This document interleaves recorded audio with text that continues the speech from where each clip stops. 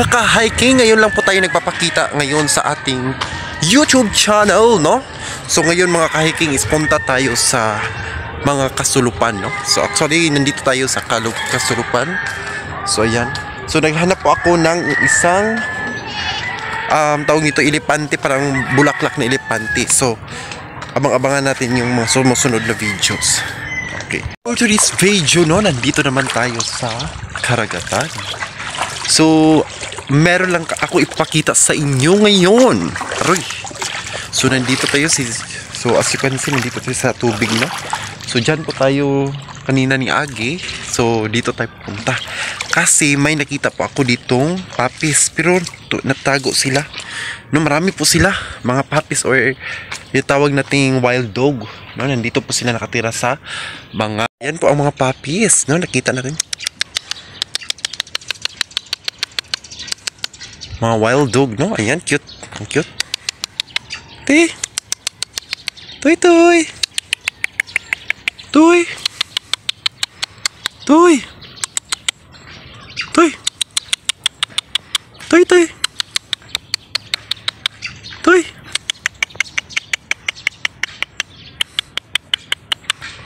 tokoy tokoy tokoy tokoy toy. Ayan po ang mga wild dog natin, no. So nakikita siya ngayon. Nandito tayo sa dagat. So dito sila nakapuyo, nakatira sa ano, no. Ayan, natakot, nahadlok. So dyan po. Toy.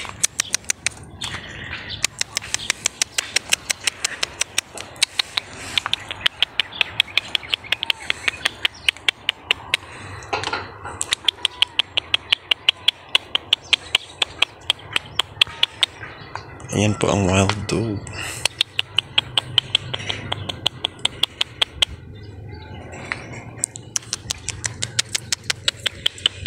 Ayan, dito sila nakatira, no. Ayan. Diyan po yung bahay nila sa ilalim. Toy.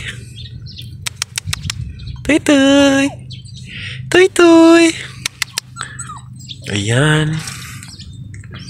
So diyan po sila nakatira, no. So ayan, nakakatakot dito, no. Na sila sa ilalim. So maganda talaga yung hindi na nakita natin kasi natatakot sila. So dito sila nakatira. So dyan natin nakita yung ano, no, yung itoy. So dito yung ano, ilang bahay dito, no. Nandiyan sila sa ilalim sa mga bangag-bangag. Dito sila nakatira kasi yung mga wild dog sila. So wala po silang exact na bahay, but dito sila na namumuhay, no, kasama ang kanilang ina. So ayan. So yan po ang ating nakita ngayon. Ayan, oh, lumabas. Halika. Halika. Dali. Halika, papi. Come here. Toy. Toy. Dali. Toy. Toy, toy. Toy, toy. Toy, toy. Toy. Toy, toy. Toy. Toy. Toy. Yan, hindi talaga.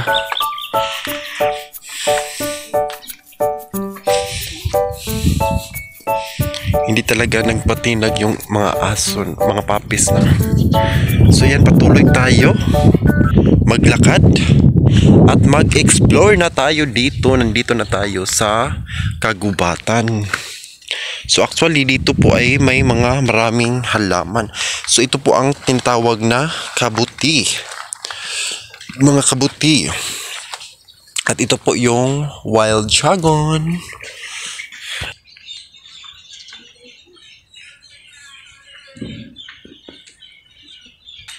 As you can see, guys, so ayan, no, may daan po dito. Hay! Ayan, natatakot tuloy ako. Akala ko ano na. So dito po yung daanan. Sorry. So ito po yung ano. Ito po yung mga tinatawag nating dragon. Mga dragon ano, no, dragon. Mga dragon ano. So dyan po yung nakatira yung aso sa dyan, no. Maraming mga lungag-lungag. Ayan. So maghanap tayo ng mga halaman na hindi purpose natin dito. So maghanap po tayo ng mga halaman na pwedeng gamot, no? Pwede natin gamitin sa gamot. So yan po ay pinakamaganda dito. So ayan po. So ituturo ko sa inyo na nangangailangan ng gamot na hindi ka na pwedeng magpunta sa doktor, magpunta kung alam mo na yung mga gamot na mga herbal na malaking tulong po kasi po nasaan po nanggaling yung mga gamot is nandyan po yan sa mga tanim, no, na pina-process yan sa mga doktor or sa mga eksperto na ginagawang capsule. So dito na tayo sa mga alternative na herbals na pwede nating gagamitin sa ating panglunas na mga karamdaman or mga sakit. So kaya po ay ituturo ko sa inyo kung saan natin or kung anong mga halaman or anong mga klase na mga gamot na pwede nating gagamitin. Okay, so magpatuloy-tuloy tayo. Actually, dito na po tayo, may nakita na po tayong isang mahalaga, no, sa isang gamot, no. Ito po ay proven in tested na po, no, sa mga ninuno na ito ay ginagamit sa kapag ikaw ay may hibag or masakit yung tiyan mo or yung walang humpay na pagsasakit, to ay patuloy-tuloy pa rin at may kasamang kalibanga. Yan po itawag sa Bisaya, no, kalibanga. Kung ikaw ay magkaroon ng ganyan, so meron na tayong nakitang isang halaman na pinakahalaga at ito ay madaling makukuha at makita mo ito sa may mga sulok-sulok, no, kahit saan po ito tinatawag natin tumutubo, no. Ayan, so meron na akong ipapakita sa iyo. Ito po yung halaman. So ito, no, so kumuha tayo. Ayan, ito pong halaman na ito, kapag ikaw ay nasasakitan or nasakitan ng tiyan, ito ay mabisang gamot, no. Kumuha ka lang sa tinatawag nating udlot. Yung udlot, yan po ang pulot dulo, yung dahon. O tingnan mo yung dahon, ganito po yung hitsuran niya. So ayan, no. Ito po ay tawag nito, ito po ay sa amin, tawag namin dito ay mahag, no. Tawag namin dito is mahag.